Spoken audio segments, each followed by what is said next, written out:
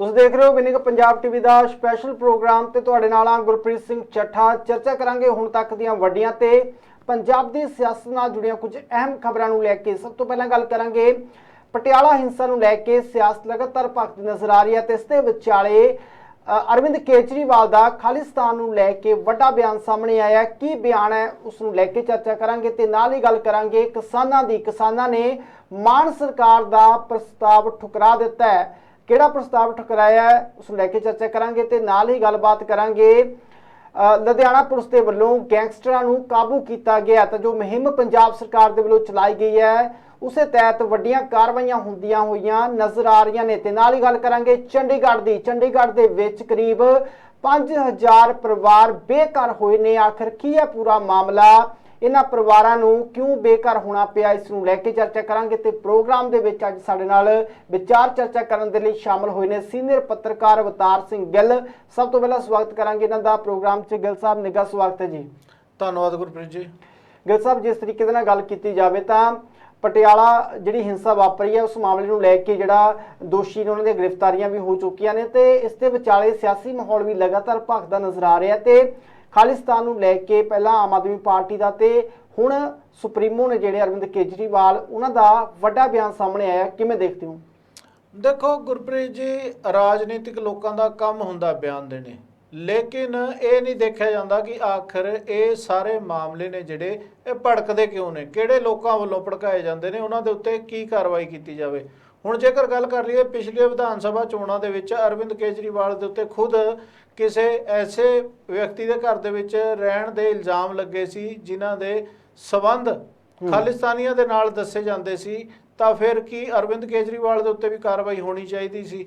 ਤਾਂ ਦੇਖੋ, ਸੱਤਾ ਦੇ ਵਿੱਚ ਬੈਠੇ ਜਿਹੜੇ ਲੋਕ ਹੁੰਦੇ ਨੇ ਇਹਨਾਂ ਦਾ ਕੰਮ ਹੁੰਦਾ ਸਿਰਫ ਤੇ ਸਿਰਫ ਬਿਆਨ ਦੇਣਾ, ਲੇਕਿਨ ਇਹਨਾਂ ਦੇ ਜਿਹੜੇ ਮੁੱਖ ਮੰਤਰੀ ਨੇ ਭਗਵੰਤ ਸਿੰਘ ਮਾਨ ਜੋ ਕਿ ਪੰਜਾਬ ਦੇ ਮੁੱਖ ਮੰਤਰੀ ਨੇ, ਉਹਨਾਂ ਨੇ ਇੱਥੋਂ ਤੱਕ ਵੀ ਵਾਜਬ ਨਹੀਂ ਸਮਝਿਆ ਕਿ ਐਡਾ ਵੱਡਾ ਜਿਹੜਾ ਇਨਸੀਡੈਂਟ ਹੋ ਗਿਆ, ਦੋ ਭਾਈਚਾਰੇ ਨੇ ਜਿਹੜੇ ਉਹਨਾਂ ਦੇ ਵਿੱਚ ਅੱਗ ਲਾਉਣ ਦੀ ਐਡੀ ਵੱਡੀ ਕੋਸ਼ਿਸ਼ ਕੀਤੀ ਗਈ, ਉਹਨਾਂ ਨੇ ਇੱਥੋਂ ਤੱਕ ਵਾਜਬ ਨਹੀਂ ਸਮਝਿਆ ਕਿ ਇੱਕ ਵਾਰ ਪਟਿਆਲਾ ਜਾ ਕੇ ਜਿਹੜੇ ਲੋਕ ਹੈਗੇ ਨੇ ਉਹਨਾਂ ਦੇ ਨਾਲ ਗੱਲਬਾਤ ਕੀਤੀ ਜਾਵੇ, ਉਹਨਾਂ ਦੇ ਨਾਲ ਬੈਠ ਕੇ ਮੀਟਿੰਗ ਕੀਤੀ ਜਾਵੇ ਕਿ ਆਖਰ ਇਹ ਭਾਈਚਾਰਾ ਹੈਗਾ ਇਸ ਨੂੰ ਕਿਸ ਤਰ੍ਹਾਂ ਦੇ ਨਾਲ ਮਜ਼ਬੂਤ ਰੱਖਿਆ ਜਾ ਸਕਦਾ ਹੈ। ਲੇਕਿਨ ਦੇਖੋ, ਲੋਕਾਂ ਦੀ ਸਮਝਦਾਰੀ ਸੀ ਕਿ ਇਸ ਮਾਮਲੇ ਦੇ ਵਿੱਚ ਕੋਈ ਵੱਡੀ ਘਟਨਾ ਨਹੀਂ ਘਟੀ, ਲੇਕਿਨ ਜਿਹੜੇ ਅਖੌਤੀ ਹਿੰਦੂ ਅਤੇ ਸਿੱਖ ਲੀਡਰ ਬਣੇ ਹੋਏ ਨੇ ਇਹਨਾਂ ਨੇ ਪੰਜਾਬ ਦੇ ਵਿੱਚ ਅੱਗ ਲਾਉਣ ਦੇ ਵਿੱਚ ਕੋਈ ਕਸਰ ਨਹੀਂ ਛੱਡੀ ਸੀ। ਜੀ ਬਿਲਕੁਲ। ਤੇ ਜਿਸ ਤਰੀਕੇ ਨਾਲ ਗੱਲ ਕੀਤੀ ਜਾਵੇ ਤਾਂ ਭਾਈ ਬਰਜਿੰਦਰ ਸਿੰਘ ਉਹਨਾਂ ਦੀ ਗ੍ਰਿਫਤਾਰੀ ਹੋਈ ਆ ਪਰਵਾਨਾ ਦੀ, ਤਾਂ 4 ਦਿਨਾਂ ਦੇ ਪੁਲਿਸ ਰਿਮਾਂਡ ਦੇ ਉੱਤੇ ਉਹਨਾਂ ਨੂੰ ਭੇਜਿਆ ਗਿਆ। ਜਿਸ ਤਰੀਕੇ ਦੇ ਨਾਲ ਕਿਹਾ ਜਾ ਰਿਹਾ ਕਿ ਮਾਸਟਰਮਾਈਂਡ ਦੇ ਇਸ ਘਟਨਾ ਦੇ ਤਾਂ ਜਿਹੜੀ ਪ੍ਰਾਇਮਰੀ ਇਨਵੈਸਟੀਗੇਸ਼ਨ ਹੋਈ ਆ ਪੁਲਿਸ ਦੀ, ਤੁਸੀਂ ਵੀ ਜ਼ੀਰੋ ਗਰਾਊਂਡ ਤੇ ਕਵਰ ਕਰਦੇ ਹੋ ਇਸ ਘਟਨਾ ਨੂੰ, ਤਾਂ ਕੀ ਲੱਗਦਾ ਕਿ ਪ੍ਰਾਇਮਰੀ ਇਨਵੈਸਟੀਗੇਸ਼ਨ ਵਿੱਚ ਕੀ ਸਾਹਮਣੇ ਆ, ਕਿੰਨਾ ਕੁ ਹੱਥ ਨਜ਼ਰ ਆ ਰਿਹਾ ਇਸ ਦੇ ਵਿੱਚ ਭਾਈ ਬਰਜਿੰਦਰ ਸਿੰਘ ਪਰਵਾਨਾ ਦਾ? ਦੇਖੋ ਗੁਰਪ੍ਰੀਤ ਜੀ, ਇੱਥੇ ਅਗਰ ਗੱਲ ਕੀਤੀ ਜਾਵੇ ਪੁਲਿਸ ਵੱਲੋਂ ਪ੍ਰੈਸ ਕਾਨਫਰੰਸ ਕੀਤੀ ਜਾ ਰਹੀ ਹੈ ਜਿਸ ਦੇ ਵਿੱਚ ਡਿਪਟੀ ਕਮਿਸ਼ਨਰ ਤੋਂ ਲੈ ਕੇ ਕਮਿਸ਼ਨਰ ਤੱਕ ਸਾਰੇ ਸ਼ਾਮਲ ਹੁੰਦੇ ਨੇ, ਆਈਜੀ ਪਟਿਆਲਾ ਸ਼ਾਮਲ ਹੁੰਦੇ ਨੇ, ਐਸਐਸਪੀ ਪਟਿਆਲਾ ਸ਼ਾਮਲ ਹੁੰਦੇ ਨੇ, ਲੇਕਿਨ ਪੁਲਿਸ ਦੀ ਅਗਰ ਕਾਰਗੁਜ਼ਾਰੀ ਦੀ ਗੱਲ ਕੀਤੀ ਜਾਵੇ ਤਾਂ ਸੰਤੁਸ਼ਟ ਕਰਨ ਵਾਲੀ ਕਾਰਗੁਜ਼ਾਰੀ ਨਹੀਂ ਆ ਪੁਲਿਸ ਦੀ। ਜਿਸ ਤਰ੍ਹਾਂ ਦੀ ਕਾਰਵਾਈ ਹੋਣੀ ਚਾਹੀਦੀ ਸੀ, ਜਿਸ ਤਰ੍ਹਾਂ ਦੀ ਭਾਈਚਾਰੇ ਵੱਲੋਂ ਮੰਗ ਕੀਤੀ ਜਾ ਰਹੀ ਹੈ ਹਿੰਦੂ ਜਾਂ ਸਿੱਖ ਭਾਈਚਾਰੇ ਵੱਲੋਂ, ਉਸ ਤਰ੍ਹਾਂ ਦੀ ਕਾਰਵਾਈ ਨਹੀਂ ਹੋ ਰਹੀ। ਬੇਸ਼ੱਕ ਦੋਸ਼ੀ ਨੇ ਜਿਹੜੇ ਉਹਨਾਂ ਨੂੰ ਫੜ ਲਿਆ ਗਿਆ, ਕਿਹਾ ਜਾ ਰਿਹਾ ਕਿ ਪਰਵਾਨਾ ਜਿਹੜਾ ਮਾਸਟਰਮਾਈਂਡ ਸੀ, ਤਾਂ ਫਿਰ ਹਰੀਸ਼ ਸਿੰਘਲਾ ਜਿਸ ਵੱਲੋਂ ਇਹ ਪੋਸਟ ਪਾ ਕੇ ਸਾਰਾ ਮਾਮਲਾ ਜਿਹੜਾ ਸਾਰਾ ਬਖੇੜਾ ਖੜਾ ਕੀਤਾ ਗਿਆ, ਉਹ ਕੌਣ ਸੀ? ਕੀ ਉਹ ਮਾਸਟਰਮਾਈਂਡ ਨਹੀਂ ਸੀ? ਕੀ ਇਹ ਜਿਹੜੇ ਅਖੌਤੀ ਲੋਕ ਹੈਗੇ ਨੇ ਇਹਨਾਂ ਨੂੰ ਨੱਥ ਪਾਉਣ ਦੀ ਲੋੜ ਨਹੀਂ ਹੈ?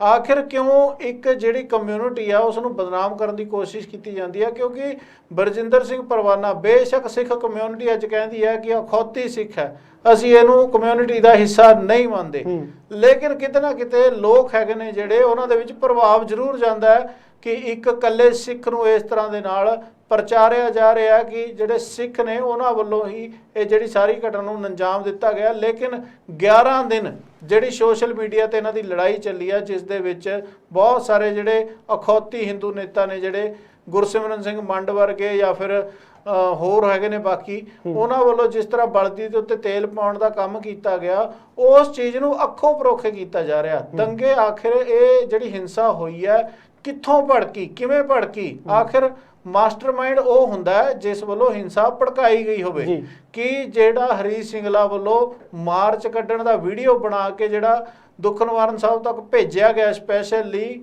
ਔਰ ਲੋਕਾਂ ਨੂੰ ਇਨਵਾਈਟ ਕੀਤਾ ਗਿਆ ਕਿ ਇਹ ਮਾਰਚ ਸ਼ੁਰੂ ਹੋ ਚੁੱਕਿਆ ਔਰ ਕਾਲੀ ਮਾਤਾ ਮੰਦਿਰ ਜਾ ਕੇ ਖਤਮ ਹੋਏਗਾ, ਉਹ ਮਾਸਟਰਮਾਈਂਡ ਕੌਣ ਸੀ, ਉਹ ਕਿਹੜਾ ਸੀ, ਕਿਸ ਨੇ ਉਹ ਵੀਡੀਓ ਉੱਥੋਂ ਤੱਕ ਪਹੁੰਚਾਈ ਕਿ ਮਾਮਲਾ ਇੰਨਾ ਵਿਗੜ ਗਿਆ। ਤਾਂ ਇਕੱਲਾ ਕਹਿਣ ਦੇ ਨਾਲ ਕਿਸੇ ਨੂੰ ਮਾਸਟਰਮਾਈਂਡ ਨਹੀਂ ਕਿਹਾ ਜਾ ਸਕਦਾ। ਮਾਸਟਰਮਾਈਂਡ ਇਹਦੇ ਵਿੱਚ ਇਹ ਸਾਰੇ ਹੀ ਸੀ, ਇਹ ਜਾਂਚ ਦਾ ਵਿਸ਼ਾ। ਇਹਨਾਂ ਦੇ ਫੋਨ ਰਿਕਾਰਡ ਨੇ, ਉਹਨਾਂ ਦੀ ਵੀ ਜਾਂਚ ਹੋਣੀ ਚਾਹੀਦੀ ਹੈ। ਬੇਸ਼ੱਕ ਉਹ ਬਰਜਿੰਦਰ ਪਰਵਾਨਾ ਹੋਵੇ, ਬੇਸ਼ੱਕ ਹਰੀਸ਼ ਸਿੰਗਲਾ ਹੋਵੇ, ਬੇਸ਼ੱਕ ਕੋਈ ਹੋਰ ਹੋਵੇ, ਇਹਨਾਂ ਸਾਰਿਆਂ ਦੇ ਜਿਨ੍ਹਾਂ ਦੇ ਫੋਨ ਰਿਕਾਰਡ ਵੀ ਦੇਖਣੇ ਚਾਹੀਦੇ ਨੇ ਔਰ ਇਹਨਾਂ ਦੀ ਖਾਸ ਕਰਕੇ ਜਾਇਦਾਦਾਂ ਦੀ ਜਾਂਚ ਹੋਣੀ ਚਾਹੀਦੀ ਹੈ ਕਿ ਆਖਰ ਇਹਨਾਂ ਲੋਕਾਂ ਕੋਲ ਪੈਸਾ ਕਿੱਥੋਂ ਆਉਂਦਾ ਹੈ। ਇਹ ਵੀ ਜਾਂਚ ਦਾ ਵਿਸ਼ਾ ਹੈ ਕਿ ਇਹਨਾਂ ਲੋਕਾਂ ਦੇ ਤਾਰ ਕਿਤੇ ਮਾੜੀਆਂ ਤਾਕਤਾਂ ਦੇ ਨਾਲ ਤਾਂ ਨਹੀਂ ਜੁੜੇ ਹੋਏ, ਕਿਉਂਕਿ ਜੂਨ ਮਹੀਨੇ ਦੇ ਨੇੜੇ ਆ ਕੇ ਅਜਿਹੇ ਲੋਕ ਨੇ ਜਿਹੜੇ ਸਰਗਰਮ ਹੋ ਜਾਂਦੇ ਨੇ। ਖਾਸ ਕਰਕੇ ਇਹੋ ਜਿਹੇ ਸ਼ਿਵ ਸੈਨਾ ਵਾਲੇ ਜਿਹੜੇ ਅਖੌਤੀ ਲੀਡਰ ਨੇ ਜਾਂ ਫਿਰ ਇਹ ਜਿਹੜੇ ਪਰਵਾਨੇ ਵਰਗੇ ਅਖੌਤੀ ਸਿੱਖ ਨੇ, ਇਹ ਲੋਕ ਸਰਗਰਮ ਹੋ ਜਾਂਦੇ ਨੇ। ਤਾਂ ਦੂਜੇ ਪਾਸੇ ਗੁਰਪਤਵੰਤ ਪੰਨੂ ਵਰਗੇ ਜਿਹੜੇ ਵਿਦੇਸ਼ਾਂ ਦੇ ਵਿੱਚ ਬੈਠੇ ਹੋਏ ਨੇ, ਲੋਕਾਂ ਦੀਆਂ ਭਾਵਨਾਵਾਂ ਦੇ ਨਾਲ ਖਿਲਵਾੜ ਕਰਕੇ ਕਰੋੜਾਂ ਰੁਪਇਆ ਕਮਾਉਂਦੇ ਨੇ। ਤਾਂ ਜ਼ਰੂਰਤ ਹੈ ਇਹਨਾਂ ਲੋਕਾਂ ਦੀ ਜਿਹੜੀ ਰੀੜ੍ਹ ਦੀ ਹੱਡੀ ਆ ਉਹ ਤੋੜਨ ਦੀ, ਇਹਨਾਂ ਦੀਆਂ ਜਾਇਦਾਦਾਂ ਦੀ ਜਾਂਚ ਕੀਤੀ ਜਾਵੇ ਔਰ ਇਹਨਾਂ ਦੀ ਜਿਹੜੀਆਂ ਜਾਇਦਾਦਾਂ ਜੋ ਕਿ ਇਹਨਾਂ ਦਾ ਕੋਈ ਬਿਜ਼ਨਸ ਵੀ ਨਹੀਂ ਹੈ, ਇਹਨਾਂ ਨੇ ਲੀਗਲ ਜਾਂ ਇਲੀਗਲ ਤੌਰ ਤੇ ਕਿਸ ਤਰ੍ਹਾਂ ਬਣਾਈਆਂ ਨੇ, ਉਹ ਸਾਰੀਆਂ ਦੀ ਜਾਂਚ ਕਰਕੇ ਜਾਇਦਾਦਾਂ ਜ਼ਬਤ ਹੋਣੀਆਂ ਚਾਹੀਦੀਆਂ। ਔਰ ਜਿਸ ਤਰ੍ਹਾਂ ਦੇ ਨਾਲ ਸਾਰੇ ਭਾਈਚਾਰੇ ਕਹਿ ਰਹੇ ਨੇ ਕਿ ਇਹਨਾਂ ਤੇ ਦੇਸ਼ ਧਰੋਹ ਦਾ ਮੁਕੱਦਮਾ ਚੱਲਣਾ ਚਾਹੀਦਾ, ਇੱਥੇ ਵੀ ਧਿਆਨ ਦੇਣਾ ਚਾਹੀਦਾ ਸਰਕਾਰ ਨੂੰ ਵੀ ਤੇ ਪ੍ਰਸ਼ਾਸਨ ਨੂੰ ਵੀ। ਬਿਲਕੁਲ, ਤਾਂ ਦੇਖਣਾ ਹੋਵੇਗਾ ਕਿ ਜਿਸ ਤਰੀਕੇ ਦੇ ਨਾਲ ਹੁਣ ਜਾਂਚ ਕੀਤੀ ਜਾ ਰਹੀ ਹੈ ਪੁਲਿਸ ਵੱਲੋਂ, ਤਾਂ ਕਿਹੜੇ ਖੁਲਾਸੇ ਆਉਣ ਵਾਲੇ ਦਿਨਾਂ ਦੇ ਵਿੱਚ ਹੁੰਦੇ ਨੇ ਇਸ ਘਟਨਾ ਨੂੰ ਲੈ ਕੇ, ਉਹ ਵੀ ਦੇਖਣਾ ਬਾਕੀ ਹੋਏਗਾ। ਉਧਰ ਮਾਨ ਸਰਕਾਰ ਦੀ ਗੱਲ ਕਰਾਂਗੇ।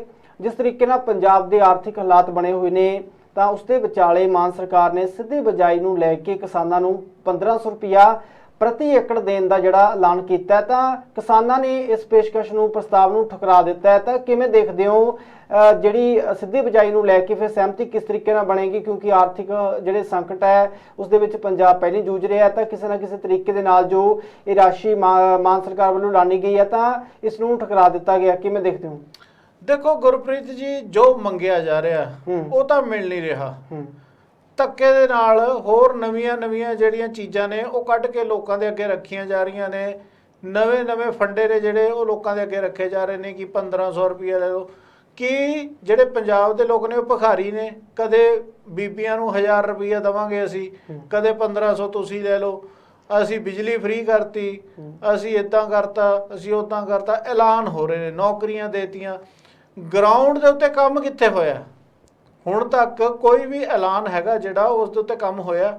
ਮੈਨੂੰ ਤਾਂ ਲੱਗਦਾ ਨਹੀਂ ਕਿਤੇ ਵੀ ਨਜ਼ਰ ਆਇਆ। ਬੇਸ਼ੱਕ ਇੱਕ ਦੋ ਜਗ੍ਹਾ ਤੇ ਜ਼ਮੀਨਾਂ ਜ਼ਰੂਰ ਪੰਚਾਇਤੀ ਛਡਾ ਲਈਆਂ ਗਈਆਂ, ਉਹ ਵੀ ਮੈਨੂੰ ਲੱਗਦਾ ਆਮ ਆਦਮੀ ਪਾਰਟੀ ਦੇ ਲੋਕਾਂ ਵੱਲੋਂ ਦਬੀਆਂ ਹੋਈਆਂ ਸੀਗੀਆਂ।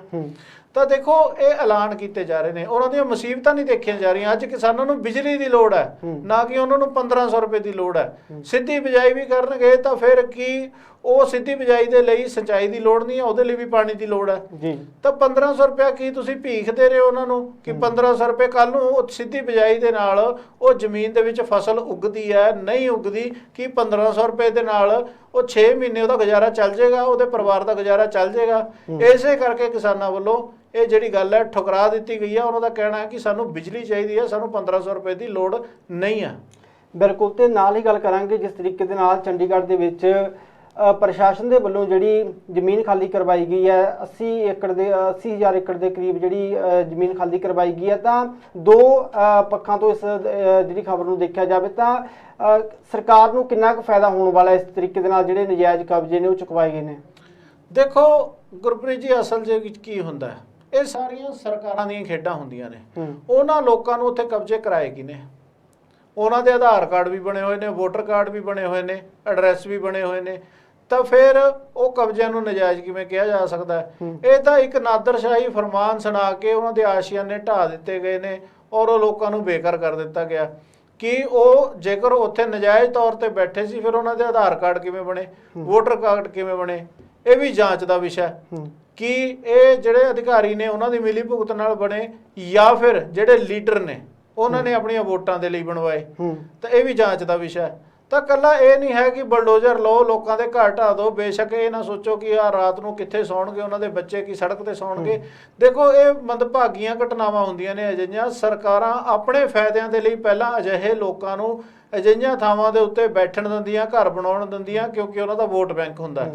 ਫਿਰ ਜਦੋਂ ਸਰਕਾਰਾਂ ਨੂੰ ਜ਼ਮੀਨਾਂ ਦੀ ਲੋੜ ਪੈਂਦੀ ਹੈ, ਜਦੋਂ ਕੋਈ ਇੰਡਸਟਰੀ ਵਾਲੇ ਜਾਂ ਫਿਰ ਕੋਈ ਸਰਮਾਏਦਾਰ ਜਦੋਂ ਜ਼ਮੀਨਾਂ ਮੰਗਦੇ ਨੇ, ਜਦੋਂ ਉਹ ਜ਼ਮੀਨਾਂ ਦੀ ਕੀਮਤ ਵੱਧ ਜਾਂਦੀ ਹੈ, ਫਿਰ ਇਹ ਲੋਕ ਇਹਨਾਂ ਗਰੀਬਾਂ ਦੇ ਆਸ਼ਿਆਨੇ ਤੋੜਦੇ ਨੇ। ਅਜਿਹਾ ਹੀ ਮੰਜ਼ਰ ਹੈ ਜਿਹੜਾ ਉਹ ਚੰਡੀਗੜ੍ਹ 'ਚ ਦੇਖਣ ਨੂੰ ਮਿਲਿਆ। ਇੱਕ ਪਾਸੇ ਦੇਖਿਆ ਜਾਂਦਾ ਹੈ ਕਿ ਜਿਹੜੀ ਕੇਂਦਰ ਸਰਕਾਰ ਵੱਲੋਂ ਯੋਜਨਾ ਚਲਾਈ ਹੋਈ ਹੈ ਗ੍ਰਾਮੀਣ ਯੋਜਨਾ, ਉਸ ਤਹਿਤ ਜਿਹੜੇ ਘਰ ਬਣਾ ਕੇ ਦਿੱਤੇ ਜਾਂਦੇ ਨੇ, ਜਿਹੜੇ ਲੋਕ ਮਤਲਬ ਗਰੀਬ ਲੋਕ ਨੇ ਉਹਨਾਂ ਨੂੰ ਘਰ ਬਣਾ ਕੇ ਦਿੱਤੇ ਜਾਂਦੇ ਨੇ। ਪਰ ਦੂਜੇ ਪਾਸੇ ਦੇਖਿਆ ਜਾਵੇ ਤਾਂ ਜੇਕਰ ਹੁਣ 80 ਏਕੜ ਜ਼ਮੀਨ ਖਾਲੀ ਕਰਵਾ ਲਈ ਗਈ ਹੈ ਤਾਂ 5000 ਦੇ ਕਰੀਬ ਜਿਹੜੇ ਪਰਿਵਾਰ ਨੇ ਉਹ ਬੇਘਰ ਹੋਏ ਨੇ। ਇਸ ਨੂੰ ਲੈ ਕੇ ਤਾਂ ਕੀ ਲੱਗਦਾ ਹੈ ਕਿ ਇਹ ਯੋਜਨਾ ਦੇ ਵਿੱਚ ਲੋਕ ਨਹੀਂ ਸੀ ਆਉਂਦੇ ਹੈਗੇ ਜਿਸ ਤਰੀਕੇ ਦੇ ਨਾਲ ਹੁਣ ਇਹਨਾਂ ਦੇ ਘਰ ਤੜਵਾ ਦਿੱਤੇ ਗਏ ਨੇ? ਦੇਖੋ ਗੁਰਪ੍ਰੀਤ ਜੀ, ਭਾਰਤ ਦਾ ਕੋਈ ਵੀ ਵਾਸੀ ਹੈ ਜਿਹੜਾ ਗਰੀਬੀ ਦੀ ਰੇਖਾ ਤੋਂ ਹੇਠਾਂ ਜੀ ਰਿਹਾ, ਉਹ ਸਾਰੇ ਇਸ ਯੋਜਨਾ ਚਾਹੁੰਦੇ ਨੇ। ਕੀ ਸਰਕਾਰ ਕੋਲ ਇੰਨੇ ਸਾਧਨ ਹੈਗੇ ਨੇ ਕਿ ਪੂਰੇ ਦੇਸ਼ ਦੀ ਜਿਹੜੀ ਜਨਤਾ ਹੈਗੀ ਆ, ਉਹ ਜਿਹੜੀ ਗਰੀਬੀ ਦੀ ਰੇਖਾ ਤੋਂ ਹੇਠਾਂ ਦੀ ਆ, ਉਸ ਨੂੰ ਘਰ ਬਣਾ ਕੇ ਦੇ ਦਿੱਤੇ ਜਾਣ? ਦੇਖੋ, ਇਹ ਪੋਸੀਬਲ ਨਹੀਂ ਹੈ। ਇਹ ਜ਼ਰੂਰ ਕਿਸੇ ਨਾ ਕਿਸੇ ਕਾਰਪੋਰੇਟ ਘਰਾਣੇ ਦੀ ਜਿਹੜੀ ਨਜ਼ਰ ਹੈ ਇਸ ਜ਼ਮੀਨ ਤੇ ਪੈ ਗਈ ਹੋਣੀ ਹੈ, ਉਸੇ ਦੇ ਚੱਲਦੇ ਫਿਰ ਇਸ ਤੇ ਬਲਡੋਜ਼ਰ ਫੇਰ ਦਿੱਤਾ ਗਿਆ, ਨਹੀਂ ਤਾਂ ਵੋਟ ਬੈਂਕ ਤਾਂ ਹੈ ਹੀ ਸੀ। ਬਿਲਕੁਲ। ਤਾਂ ਜਿਸ ਤਰੀਕੇ ਦੇ ਨਾਲ ਆਪਾਂ ਗੱਲ ਕੀਤੀ ਜਾਵੇ ਪੰਜਾਬ ਦੇ ਜੋ ਹਾਲਾਤ ਬਣੇ ਹੋਏ ਨੇ, ਰੋਜ਼ਾਨਾ ਹੀ ਕ੍ਰਿਮੀਨਲ ਘਟਨਾਵਾਂ ਸਾਹਮਣੇ ਆਉਂਦੀਆਂ ਨੇ, ਤੇ ਉਧਰ ਗੈਂਗਸਟਰਾਂ ਨੂੰ ਲੈ ਕੇ ਜਿਹੜਾ ਐਂਟੀ ਗੈਂਗਸਟਰ ਜਿਹੜਾ ਟਾਸਕ ਫੋਰਸ ਬਣਾਈ ਗਈ ਸੀਗੀ ਮਾਨ ਸਰਕਾਰ ਦੇ ਵੱਲੋਂ, ਤਾਂ ਕਾਰਵਾਈ ਕੀਤੀ ਜਾ ਰਹੀ ਹੈ। ਲੁਧਿਆਣਾ ਦੇ ਵੱਲੋਂ ਅੱਜ ਲੁਧਿਆਣਾ ਪੁਲਿਸ ਦੇ ਵੱਲੋਂ ਜਿਹੜਾ ਅੱਜ 3 ਗੈਂਗਸਟਰਾਂ ਨੂੰ ਕਾਬੂ ਕੀਤਾ ਗਿਆ। ਤਾਂ ਕੀ ਲੱਗਦਾ ਹੈ ਕਿ ਜਿਸ ਤਰੀਕੇ ਦੇ ਨਾਲ ਗੈਂਗਸਟਰਾਂ ਦੀਆਂ ਗਤੀਵਿਧੀਆਂ ਨੇ ਆਉਣ ਵਾਲੇ ਸਮੇਂ ਦੇ ਵਿੱਚ ਖਤਮ ਹੁੰਦੀਆਂ ਨਜ਼ਰ ਆਉਣਗੀਆਂ?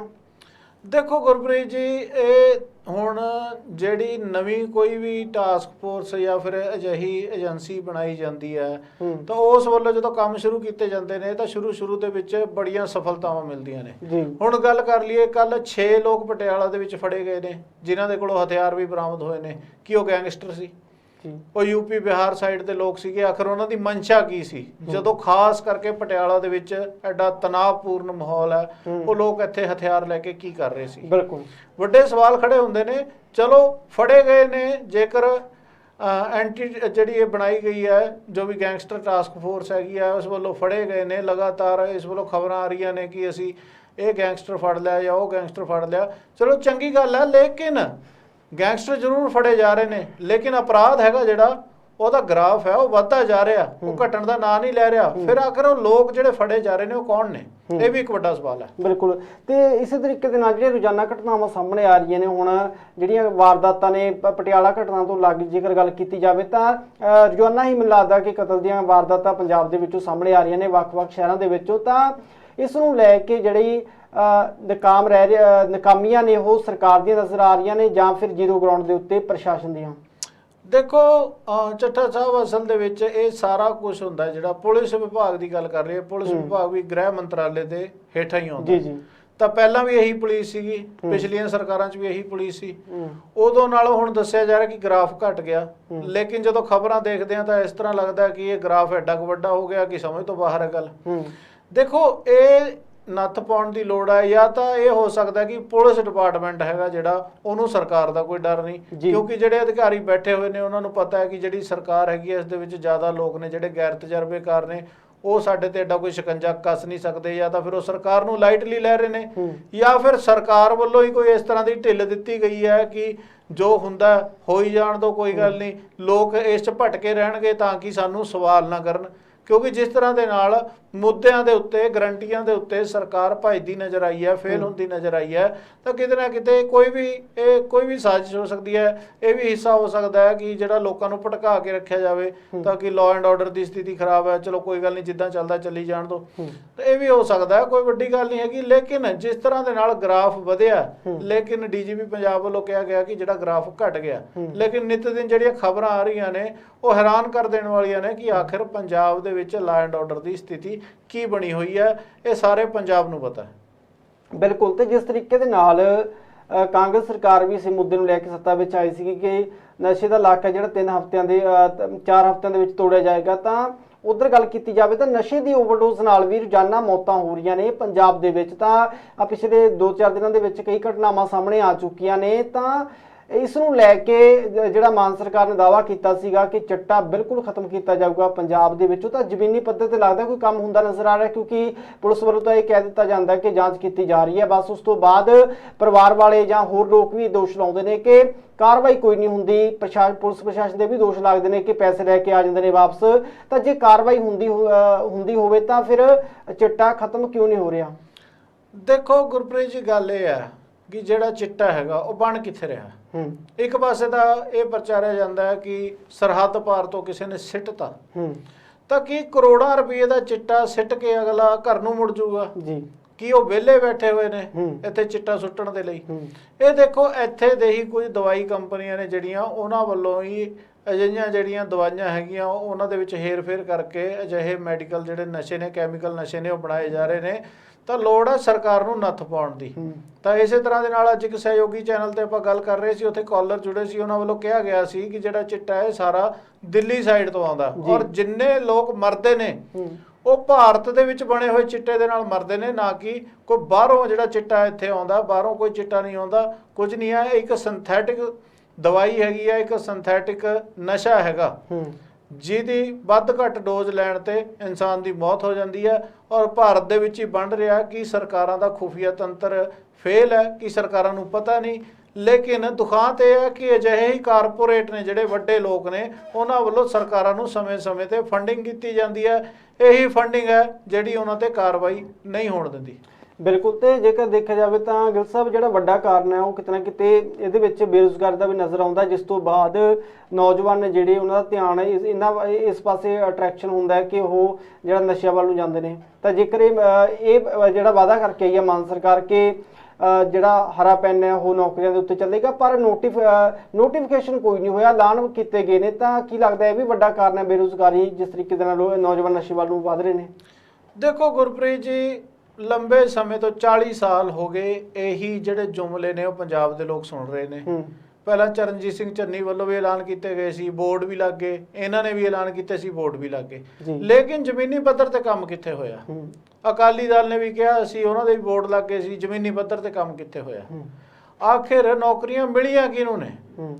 ਹੁਣ ਜੇਕਰ ਤੁਸੀਂ ਪੜ੍ਹੇ ਲਿਖੇ ਵਰਗ ਨੂੰ ਨੌਕਰੀ ਨਹੀਂ ਦੋਗੇ, ਜਾਂ ਤਾਂ ਉਹ ਭਟਕ ਕੇ ਕਿਸੇ ਮਾੜੇ ਚੰਗੇ ਰਾਹ ਤੇ ਚੱਲੂਗਾ, ਜਾਂ ਫਿਰ ਉਹ ਵਿਦੇਸ਼ ਦਾ ਰੁਖ ਕਰੂਗਾ। ਦੋਨੇ ਗੱਲਾਂ ਤੇ ਕਿਹਾ ਜਾ ਰਿਹਾ ਮਾਨ ਸਰਕਾਰ ਵੱਲੋਂ ਅਸੀਂ ਬ੍ਰੇਨ ਡਰੇਨ ਵੀ ਰੋਕ ਲਾਂਗੇ, ਅਸੀਂ ਨਸ਼ੇ ਵੀ ਬੰਦ ਕਰ ਦਾਂਗੇ।